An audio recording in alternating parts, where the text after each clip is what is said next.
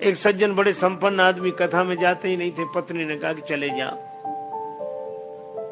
बड़ी मुश्किल से एक दिन पत्नी के कहने पर गए। लोगों ने देखा कि संपन्न आदमी पहली बार कथा में आया। कथा शुरू नहीं हुई थी, व्यास जी आकर बैठे थे। लोगों ने उन्हें देखा कि आइए आइए आइए आइए, सब लोग आइए आइए। आसन बिछा दिया, कहा बैठिए बैठिए। बैठ गए। कथा शुरू हो इसके पहले ही जाते ही नींद जुड़ाई हुई, सो गए। अब सो गए तो ऐसे आदमी को जगाए कौन? किसी ने नहीं जगाया। कथा पूरी हो गई, व्यास जी भी चले गए, सब श्रोता चले गए। अब वही आदमी बैठा था जिसकी दरी बिछी थी, तो उसने धीरे से जगाया। बोले जाइए, कथा हो गई? हाँ हो गई। बड़ा आनंद आया, बहुत आनंद आया। घर पहुंच गए। पत्नी ने कहा कथा सुनी? हाँ सुनी, पर वहां 3 तो शब्द, आइए बैठिए जाइए, बस। पत्नी ने कहा अभिमानी आदमी है, दोबारा जाएगा नहीं। कहा ये तुम्हारे लिए मंत्र है, कल फिर जाना। तो अपने कमरे में जाकर बैठा। नींद नहीं आ रही थी, कथा में सो के आया था, घर में कैसे नींद आवे? बिजली बंद कर दी। अब लेट है, नींद बैठ गया। पत्नी ने कहा ये मंत्र है, तो मंत्रों का जब करे तो बार बार कहा आइए बैठिए जाइए, आइए बैठिए जाइए। अंधेरा था, घर में घुसा चोर। चोर ने जैसे ही प्रवेश किया, ये बोला आइए। चोर ने कहा किसने देखा? तो चोर दबे पांव पीछे खिसकने लगा। तो ये बोला बैठिए। अरे बोले इसने पहचान लिया। तब तक चोर भागा, और भागा तो ये बोला जाइए। चोर ने समझा पहचान लिया, पकड़वा देगा कल। तो चोर दौड़ा दौड़ा आया, इसी के चरणों में गिर गया। चरण पकड़ ली, जो रुपया पैसा लाया था सो चढ़ा दिया, मुझे बचा। ये घबराया कि मंत्र इतनी जल्दी सिद्ध हो गए।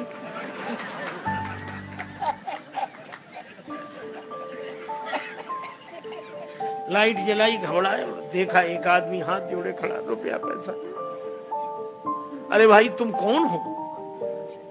अब वो कहे आप तो सब जानते हो, हमसे काहे को कहलाते हो, और ले। रुपया पैसा चढ़ा के गया। पत्नी को जगाया कि मंत्र तो बड़ी जल्दी सिद्ध हो गए। पत्नी ने पूरी बात समझकर कहा कि भगवान की असली कथा से ये झूठे शब्द ले आए, और असली चोर तुम्हारे शरणागत हो गया। और जिस दिन कथा से सच्चे शब्द पकड़ लोगे, उस दिन काम क्रोध लोभ मोह मद मत्सर ये चोर समर्पित हो जाएंगे। भगवत कथा। लेकिन सोने वाले को तो कथा से कोई लेना देना नहीं। और एक सज्जन तो सोते ही नहीं थे, सपना भी देखते थे। कथा में सो जाएं और सपना देखें। सो गए। बाजार में कपड़े की दुकान थी, सपना देखने लगे हम दुकान पर बैठे कपड़ा बेच रहे हैं, और कथा हो रही है, वो कपड़ा बेच रहे हैं। एक ग्राहक आया, ये कपड़ा क्या भाव दिया? का 5 रुपए मीटर। 5 रुपए मीटर नहीं, कुछ कम करो। 4.5 रुपए मीटर। बोले नहीं 4.5 नहीं। तो वो ग्राहक जाने लगा, तो बोले ले जा 4.5 में। और इतने ही नहीं कहा, ले जा 4.5 में 2 ही हाथ पसार, आगे वाले भक्त को कुर्ता दीनो फार। वो आदमी कुर्ता पहने बैठा तो उसका कुर्ता फाड़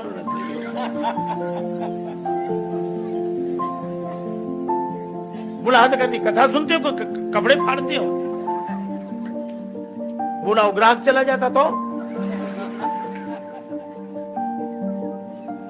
बोले ग्राहक यहाँ दुकान का कथा में बैठे। बोले हम भूल ही गए, कि हम कथा में बैठे कि दुकान में बैठे।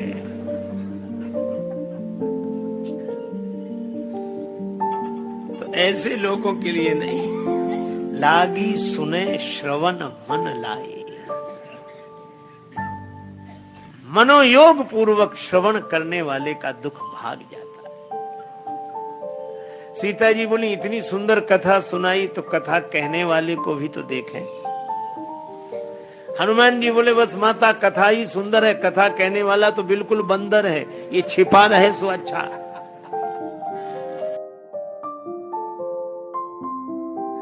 अच्छा, तर्क हम लोग भी देते हैं, पर हम तर्क दूसरे तरह से देते हैं। कोई कहे कि वन में बैठकर भजन करो, हाँ ठीक है, वन तो ठीक है, लेकिन कमरे में क्या बुरा है? वह भी तो एकांत है। किवाड़ बंद कर लिया, आंख बंद करके बैठ गए, थोड़े में क्या बिगड़ता है? हम उल्टे तर्क देते हैं।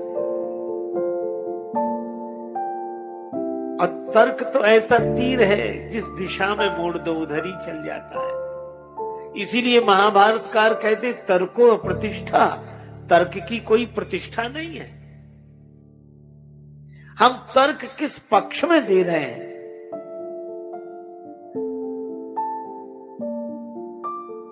और इसीलिए एक आदमी ने कहा कि शराब मत पियो, शराब मत पियो, आप भी तो फलाहार करते हो। उन्हीं फलों का रस है ये।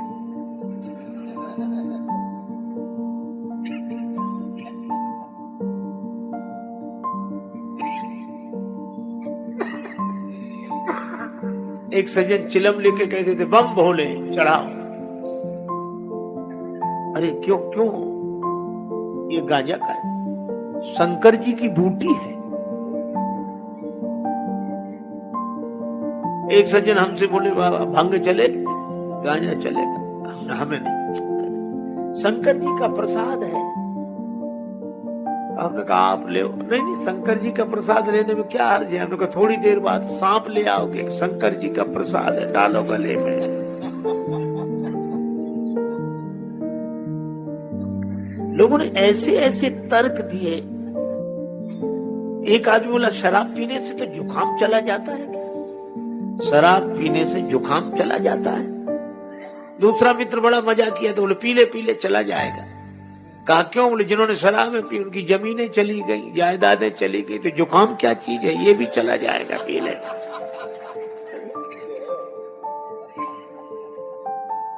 हम अपने सुख भोग के लिए तर्क देते हैं। आज सबसे बड़ी विडंबना यही है कि तर्क भी दिए जा रहे हैं तो अपने सुख सुविधा की भोग के लिए, तपस्या के लिए नहीं। दो लड़के, एक का नाम रामू एक का नाम श्यामू, दोनों को मिठाई खाने की आदत। पैसा एक के भी पास नहीं, अब बड़े व्याकुल। एक बोला चलो मिठाई बनते तो देख लेंगे। श्यामू रामू दोनों सवेरे सवेरे निकले, जलेबियां बन रही थी। अब देखकर और मन व्याकुल हुआ। श्यामू बोला पैसा तो बाद में मांगेंगे, पहले खाने में बिगड़ता क्या है। चला गया, हलवाई जी जलेबियां कैसे दी? का 20 रुपए किलो। और ठीक है 250 ग्राम दो। खाने लगा। रामू को लगा कि इसके पास पैसा नहीं, खा कैसे रहा। थोड़ी देर तो उसने धीरज रखा। उसने सोचा जो इसका होगा सो हमारा होगा, हम भी चलते हैं। उसने भी उसी तरह पूछा कि जलेबियां कैसे दी? 20 रुपए किलो, 250 ग्राम दो। खाना शुरू किया, तब तक श्यामू खा चुका था। श्यामू उठकर खड़ा हुआ, हलवाई ने कहा पैसे? श्यामू बोला काहे के पैसे? आते ही 10 का नोट दिया। याद नहीं रखते हो? ऐसे ही दुकानदारी करते हो?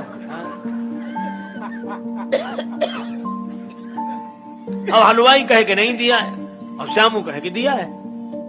रामू ने सोचा मौका अच्छा है, वहीं से बैठे बैठे बोला हलवाई जी इस झगड़े में हमारा 10 का नोट मत भूल जाना।